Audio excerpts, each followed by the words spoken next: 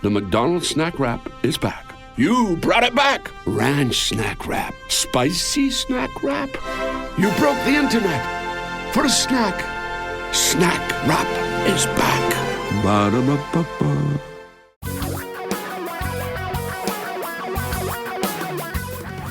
Reality radio for a really great future. We're talking real money. Wait, hold on. There's something amiss here. Haven't I been doing the show alone for like ever? Who let someone in my studio? Oh, I vaguely remember you. That's Tom. Oh, hi, Tom. Welcome to Talking Real Money. I'm back from unexpected visit to Canada, which is touching in some ways because I don't get to see the country to our north that often. 47 chocolate croissant. And also 31 you Uber had rides. Chocolate croissant? Yeah, chocolate. Oh yeah, chocolate. If you're gonna have one, you may as well have chocolate. But wait, isn't that sort of an Americanized version? Isn't a croissant They served it. Croissant? I ate it. Just look at me. You can tell. So no problem. I can see that. Hey there. Hi. Tom's with us. I'm Don. We're all together again. Aw, it's kind of nice to have the whole gang back. Talking real money on Talking Real Money, the real money talking money-oriented podcast. Thanks for being there. We're here to make things easier for you financially because it's very confusing, and we do a wonderful job of confusing ourselves when it comes to money. And one of the areas where we get very confused is on this whole concept of once you've saved it up and you put it away and you've invested it for retirement, how do you withdraw money from that money? I mean, you saved that money for that express purpose for retirement income. How do you get it out? A lot of people think the way to do it is to buy high dividend paying stocks, an annuity of some sort, or just take the income from a bunch of bonds and then they go to junk bonds because they get better income. But that may not be the best way to do it. Probably isn't the best way to do it. No, it's not. And still the number one question we get when we talk to you one-on-one is, do I have enough money for retirement? And as you said, how do I get that money from the savings into my pocket? So let's talk about a few of the ways that a recent piece we read discuss the variables that you could take into play when you're trying to create retirement income. And we do not favor this one. We're going to mention it. We're going to talk about it. It comes up a lot because people feel like it's free money. And that is taking dividends from stocks that pay out dividends, which I think is about 60% of them. And of course, there are mutual funds and exchange traded funds that will pay you high dividend payout. The good news here is when you do this, Don, as you know, you create the income from dividends and income from those sources. You don't have to sell anything, right? The securities are still there. You get the income, put it in your pocket, et cetera. The bad news is that can fluctuate. The bad news is that limits your diversification. And frankly, we'll talk about option number 2 in a moment here. There's other ways to create income that have been productive, but also have made your portfolio last longer. This is the part that people forget about when you start peeling that stuff out and put it in your pocket. Because you need something in that portfolio to help you, well, one, grow your assets a little bit, because if you're withdrawing all of the income generated by your bonds or your dividend-paying stocks, well, then what's going to keep you ahead or at least up with the losses to inflation over time? And we've had inflation for the better part of 100 years or close to it, 90 years. We've had some form of inflation, and you've got to have a kicker in there, which is why we don't favor the fixed income portfolio. The other reason we don't like it is because we feel it makes people stretch into scary types of investments to get that into high-yielding real estate, private non-traded investment trusts, or high-yield dividend-paying stocks, which if they're high yield for a reason, or high-yield bonds, which they're high yield for a reason. They're usually called junk bonds. You're going to do dumb things if you're stretching for the kind of yield a lot of people need. And the kind of yield we're talking about is in that 4 to 6% per year range from your investment portfolio. Yeah, and people, again, think there's a free lunch from companies that are paying out these higher dividends. That is not true. People don't understand that true diversification means you really kind of own all of these markets. And when you just buy the higher, there's only, I think, 60% or so of companies that pay out dividends at all. And then you start reselecting into the ones that pay the higher dividends for a variety of reasons. So, no, this is not the best approach, again, long term for people like us that look at this all the time, that actually do this every day, right? Because most of our clients are either in retirement or getting closer to it. Not all of them, but most. They want a regular check. How do you do it? And that brings me to number two, which I think is probably the best. Now, number two, we kind of like. This article's from Morningstar, and they have a favorite, but we kind of like number two. Yeah, I do. And this is the total return method, which we've talked about at various retire meets. We've done classes on this. That is, you build the right portfolio for your risk tolerance and how much return you're trying to make, right? This is the first part that people have a tendency to overlook because many people, I just want to make as much money as I can. That's fine, but are you willing to accept a 50% loss in your assets at any particular bear market? Most people cannot deal with that. So the total return approach says you build, for example, a portfolio 60% in stocks, 40% in bonds, right? And then twice a year, once a year, you rebalance that portfolio, sort of take from the things that went up more than the others and either put them in your pocket or put them into the things that didn't go as much.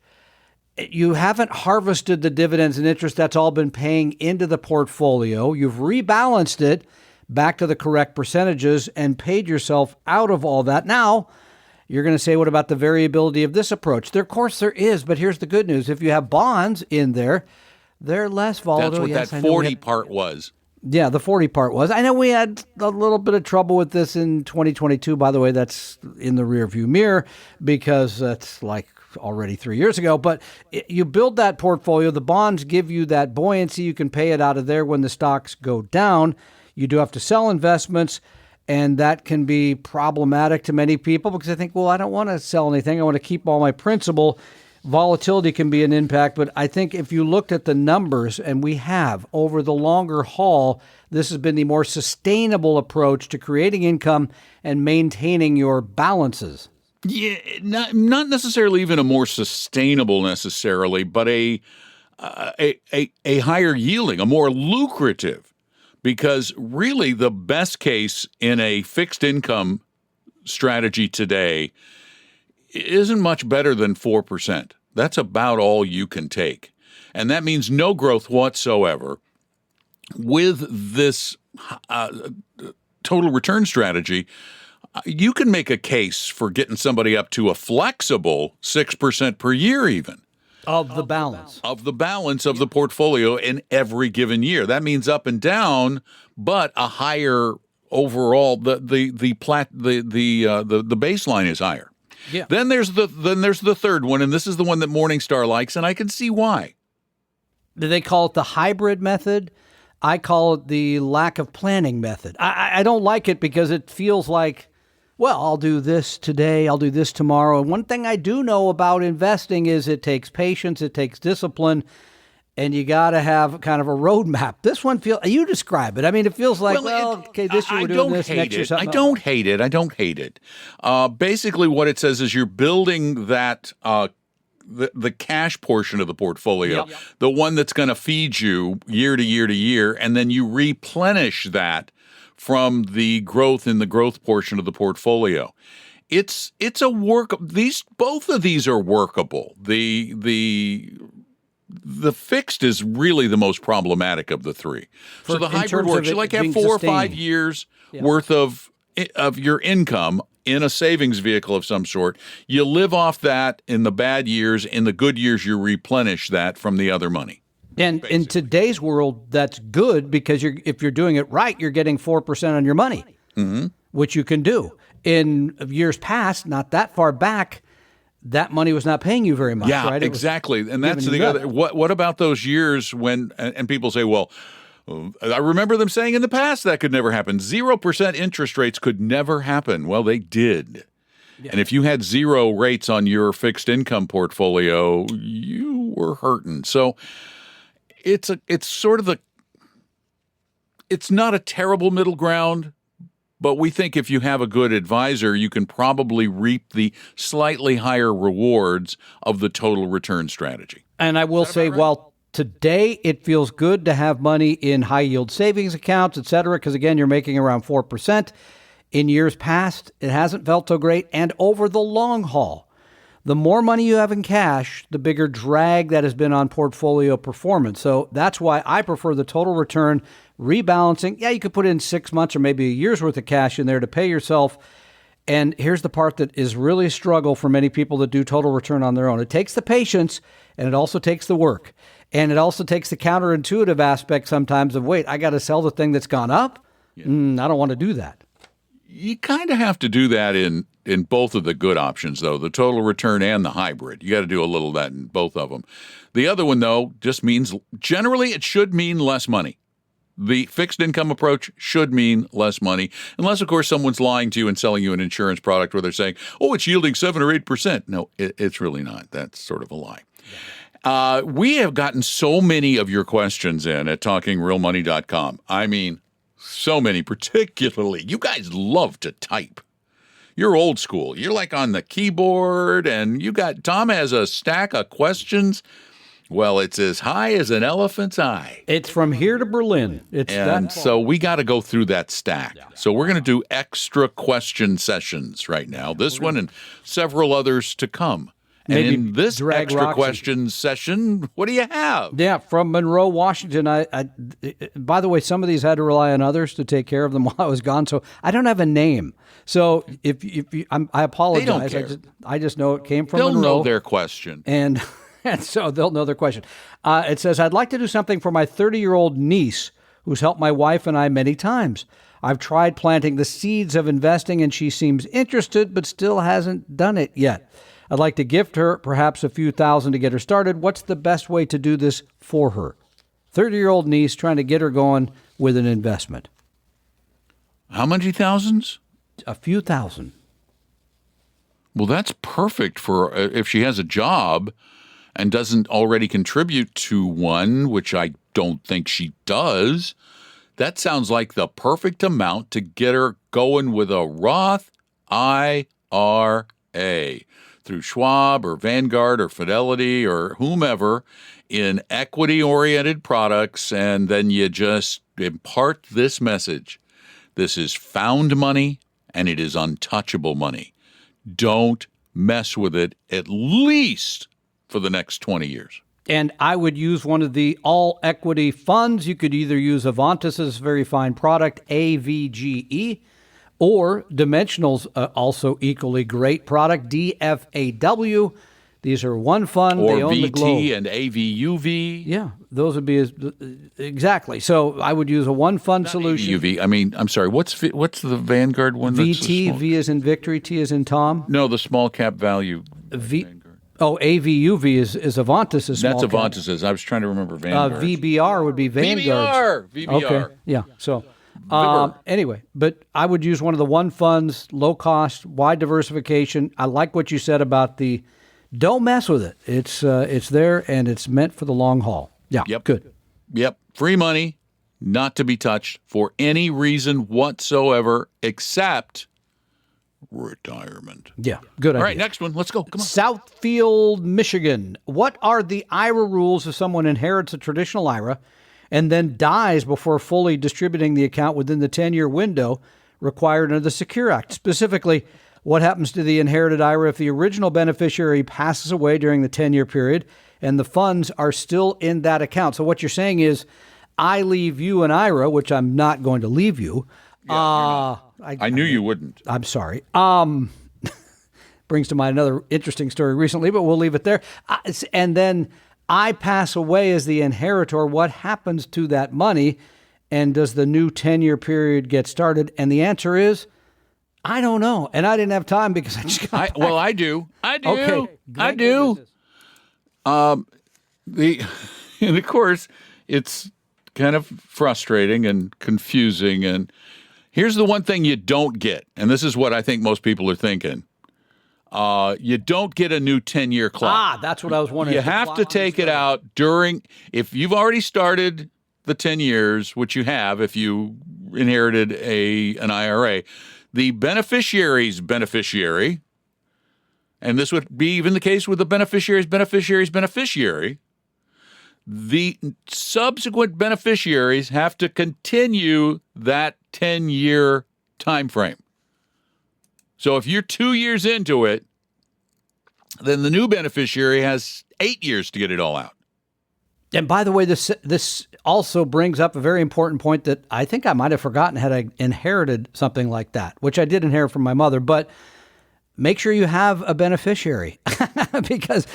beneficiaries are really good ideas. Beneficiaries are great ideas, and payable or transfer on death on other TOD. accounts. Sure, are really good ideas, depending on the state where you live. It's either POD or TOD. Correct. Yeah. So thank you. So the clock does not restart. You have to continue taking the 10 years out, however many years are left. But and generally speaking, just a general rule of thumb, it doesn't necessarily follow, but if it benefits you, probably can't do it.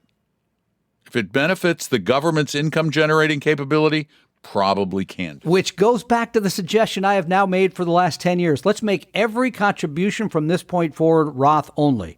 Get rid of everything else. Clean it up.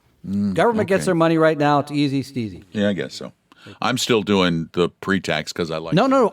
I am too. Because my tax rate now is no doubt higher than what it's going to be when I quit. No doubt. No doubt. You see, no doubt. There is no way I could generate the income I'm generating today in retirement unless Appella gives me a big honking raise. Really. And I'm working on that each and every day for you. I hope you know Sure that. You Behind are. the scenes, I don't believe you always. 1 second. You're not even going to make me beneficiary on your IRAs. Pushing. All right, Ira, let's move to another one. Yeah, this is lengthy, so listen closely. And actually, I have a name, Patrick from Brooklyn, New York. So thank you for writing us. Brooklyn, that's where my daughter lives. She lives in beautiful Brooklyn, New York. I love it. Hi, Don and Tom. Patrick in Brooklyn, New York. Big fan. Also fan of Paul Merriman and his two-fund strategy of 50% S&P 500 and 50% small cap value with $250,000 in the lowest cost option in my 401k, iShares S&P, $250 in the brokerage account, all in small cap ETF split between AVUV, which is U.S. small cap value, and AVDV, which is international small cap value. 54,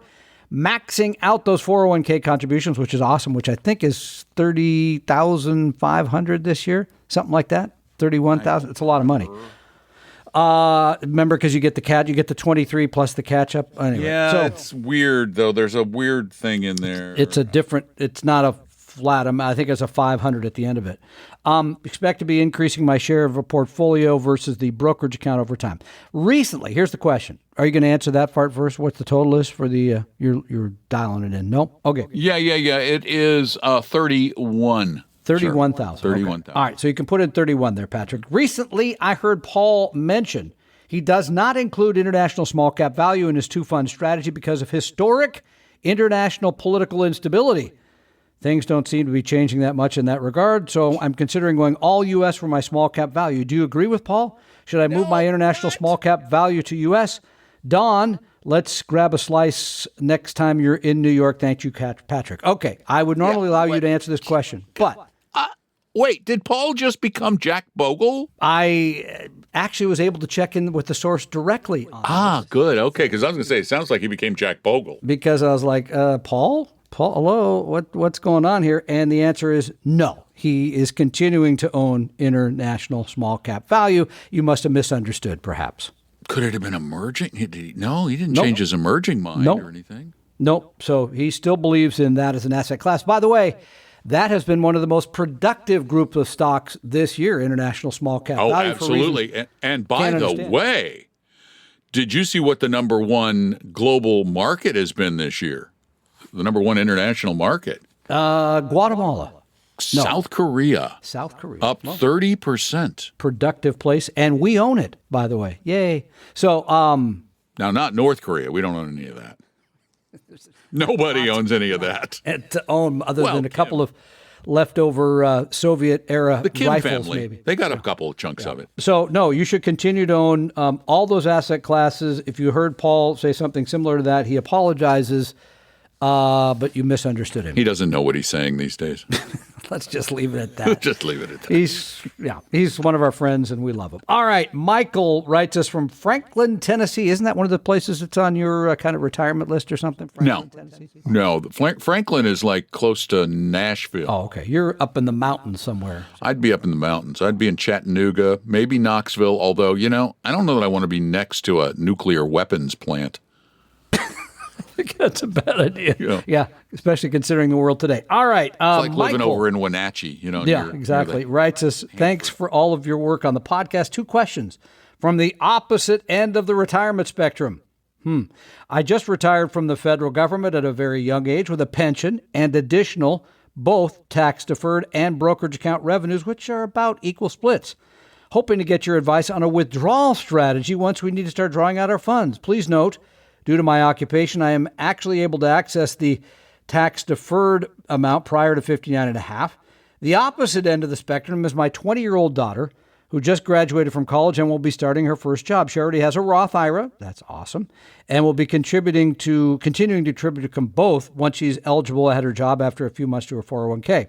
What percentage of assets would you recommend for her to have in international stock? Thank you very much. I greatly enjoy your podcast. I didn't really see a question from him in terms of... It looks like there are 2 questions here. It doesn't... I don't see... There's the withdrawal question. Yeah, hoping to get your advice on a withdrawal strategy once we start drawing out. So that, I would say rewind. Yeah, so he wants to know about where to pull the money, and he has a balance, he said, between tax-deferred and taxable. Rewind to the first 10 minutes of today's episode. Thank you. That helps. Just rewind. But he wants to know the order in which to take the money out, from which account. Order. Taxable, IRA, Roth. There you go. In a general sense, that is true. You might want to look at your rate of taxation because you may want to pull a little bit from each one just to stay in the same bracket. Little tax planning. This is where an advisor can come in very handy. Indeed. So and then for the daughter? Yeah, Roth percentage? IRA for the daughter. Okay, we disagree. I say closer to 50. Tom says closer to 30 international. Yeah, so and to make it very simple, what you could do for somebody like number one would be a one-fund solution where they will handle that for you. Then you don't have to think about how much in international. They do it. We went through this on a recent podcast. VT or AV, GE. And they're all somewhere between 60 and 70% U.S. and the balance in international. However, if you want to be a little more specialized and spend more time on all this, oftentimes I recommend to people a third in U.S., a third in international, and a third in small cap, especially small cap value if you can get it. So there you end up with about 60% U.S., 35, maybe 36, whatever it is, 33 to 35% in international, and then the other part in small. So you can kind of, it's easy balance that way. Sounds like a fun. So, but it takes a little more work. You have to do a little more research. Again, we believers in the Got to do a little more products. rebalancing. Yep. Take some more time. That's why I think for somebody starting out, one fund solution, you don't have to think about it. AW. Yeah. It's easy. You get it all done. So, all right. That helps us get through a few more of the questions today, my friend. Well, you can do one more. I don't have any. Well, okay. I thought you... Oh, you got to dig deep? Well, then... You got them done too fast because I told you had like 28 minutes and you've only killed 23 minutes. All right, I dug deep. You said that last question was going to be longer. It wasn't very long. I know. It was an easier answer than I expected. All right, here's another one from Portland, Oregon. And thank you, Oregon, for moving on up the ratings here lately. It's been good to see you. Thank you. Top 10 markets for the podcast. Good for you. And Portland's like the 85th biggest city in the country or something, right? So hard to imagine they moved in the top 10. That was meant to be an insult at you, Portland. I'm kidding. I'm not supposed to do that. So, all right. This comes from Portland. I have paid for 5 years in a long-term care policy. Should I continue to pay into this, or is it best to save that money in an investment account? We are 66 years old, married couple, and can afford the premiums. We have a solid retirement with pensions, but both of us are working at this point and making $200,000 a year. Now, long-term care insurance, it's not an investment. It's two very different things. Very different things. Here's why insurance is something you own for peace of mind, not for financial purposes, despite the fact that that's the way it's sold to us. It depends on your policy, really. It depends on how much it's costing you, and it depends on more than either one of those, your fear factor, and not the fear factor related to eating bugs or jumping off of buildings with Joe Rogan. No, the fear factor of, well, what if one of us ends up in long-term care for a long-term period? If that is a worry and you want to protect your assets, absolutely, then you keep the policy. But it is more of it's such an emotional decision. It is. Big emotional. I will say this. It doesn't make a lot of sense financially in most cases because it's not supposed to. We do not have long-term care insurance. We have assets that would probably take care of ourselves and our wives if they needed it. So we're in an unusual position in terms of many other people. If it was going to be close, and what you just said about it's a bet, right? Because you're making a bet. The insurance industry has run all these numbers, and they're saying you're never going to need long-term care insurance for more than 3, 4, 5, 6 months, whatever it is. You get sick, you die, et cetera, et cetera. Your bet is, well, but it could happen, so I want to have something in place. The challenge is what that costs to cover your ass. You're part of the bet. That's the issue you got to come up with. And as students of history, Tom and I know this is an absolute fact. Do you know how the insurance industry started in this world? It started as a gambling den, where a bunch of rich people would get together to bet on whether a ship was going to get sunk or attacked by pirates. And if it did, you lost. If it didn't, you won these big premiums. It started as a gamble. So that's why we refer to it still as a gamble. You and an insurance company are making a bet. And let me tell you, they go into this bet with greater knowledge than you. They have the big buildings because they won more than they lost. Yeah, they know the numbers far better than you're going to. So again, back to where we started. It shouldn't be a matter that you can afford the premiums. It's a matter of that your financial plan, and Don correctly points out, most of the time with people that have these policies, it's an emotional thing. Like, I just want to make sure everybody's going to be okay no matter what. And I'm willing to write the check to do that. So I think that's fair.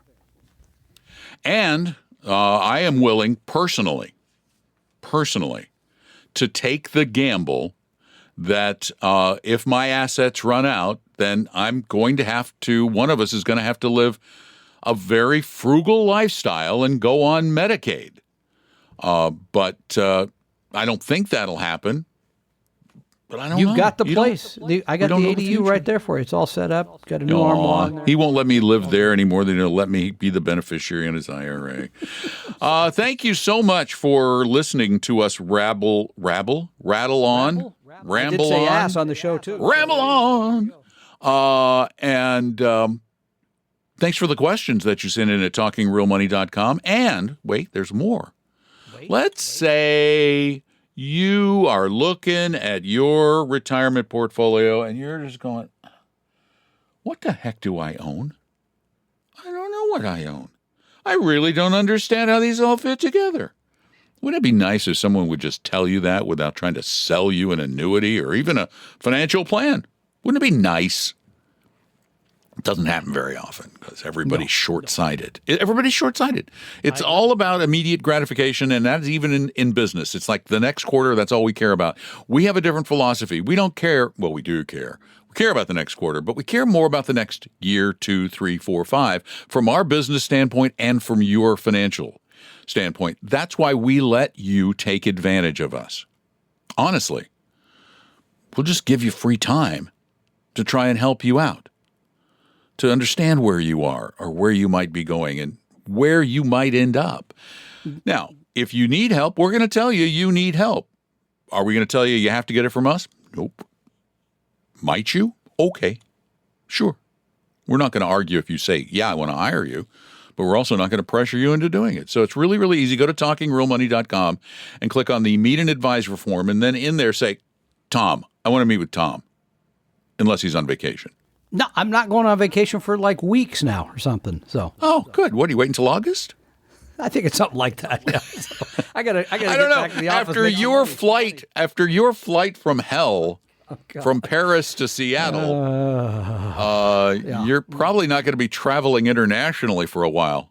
You going to stay in the U.S. for a while, maybe? Suggestion to those of us who listen in the United Kingdom. We have this thing in the United States, which is really nice in the summer months, called air conditioning and ice. You might want to try offering both of those somewhere. Oh, wait. I just realized. You're going to Lake Chelan in August. That's a good point. That's a good point. You do have another vacation coming. Well, not till August, though. That's till That's August. a month away. I know, but I've already looked at the schedule, and I will be there for both Saturdays, so you're covered. So there you go. Yeah. Actually, now with this gear, I can take this with me. We could do it from there. You could. Yep. All right. Well, he'll do that then, and we'll get out of here now. Oh, we went to 30. Darn it, we went overtime. Thanks for listening. We appreciate you. And remember, listen to the podcast, because almost every day we, Tom and me more than Tom, are talking real money. The opinions and views expressed on this podcast were current on the date recorded. Opinions, estimates, forecasts, and statements of financial market trends that are based on current market conditions constitute our judgment and are subject to change without notice, including any forward-looking estimates or statements which are based on certain expectations and assumptions. Although information and opinions given have been obtained from or based on sources believed to be reliable, no warranty or representation is made as to their correctness, completeness, or accuracy. Information presented on the podcast is not personalized investment advice from Appella Wealth. The views and strategies described may not be suitable for everyone. This podcast does not identify all the risks, direct or indirect, or other considerations which might be material to you when entering any financial transaction.